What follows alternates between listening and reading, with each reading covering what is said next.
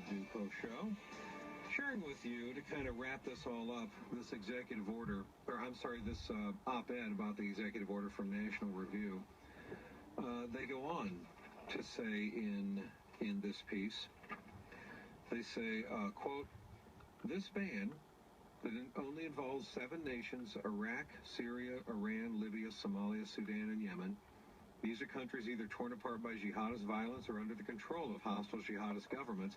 The ban is in place while the Department of Homeland Security determines the information needed from any country to adjudicate any visa admission or other benefit under INA adjudications.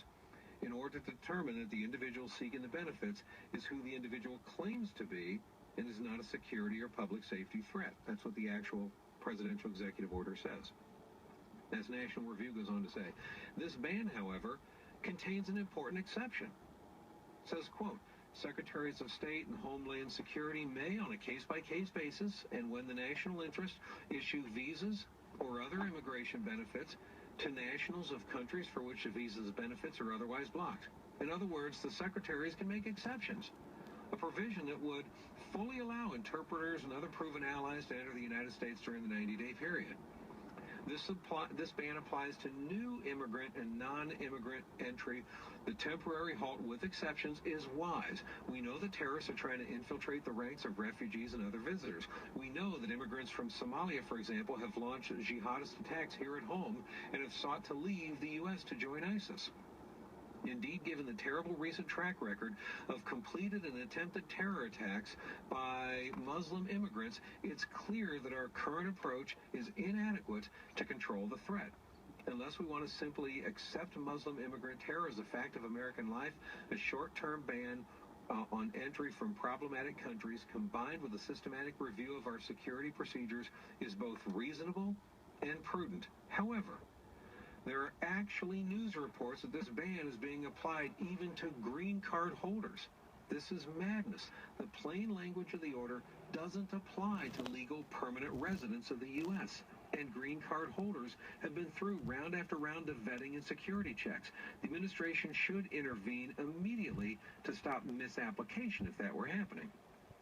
Third, the Trump's order also puts an indefinite hold on admission from Syrian refugees to the United States until such time as the order says, as I have determined that sufficient changes have been made to ensure the admission of Syrian refugees is consistent with the national interest, end quote. This is largely a return to the Obama administration's practices from 2011 through the first few years of his presidency. For all the Democrats wailing and gnashing of teeth, until 2016, the Obama administration had already largely banned Syrian refugees in this country. Those are the numbers I was giving you about before. So to recap, while the Syrian civil war was raging, the Obama administration banned all but a trickle of refugees. Only in the closing days of his administration did President Obama reverse course, and now the Democrats have the audacity to tweet out pictures of bleeding Syrian children.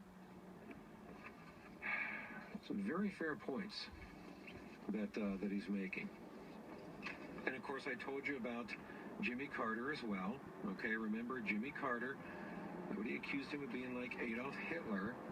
And Jimmy Carter went further than Donald Trump did here. Not only banning refugees, he banned them for 6 months. And he even ordered 60,000 college students in United States colleges that happen to be their nationalities from Iran to have to report to INS, Immigration Naturalization, within 30 days or be arrested and deported. And they had to go there to be interrogated, and thousands of them were sent out of the country.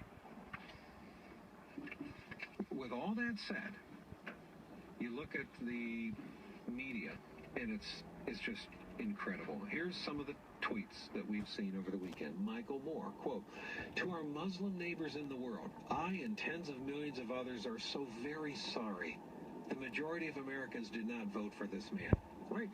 Did Michael Moore say the same thing about Barack Obama or Jimmy Carter? Yes or no?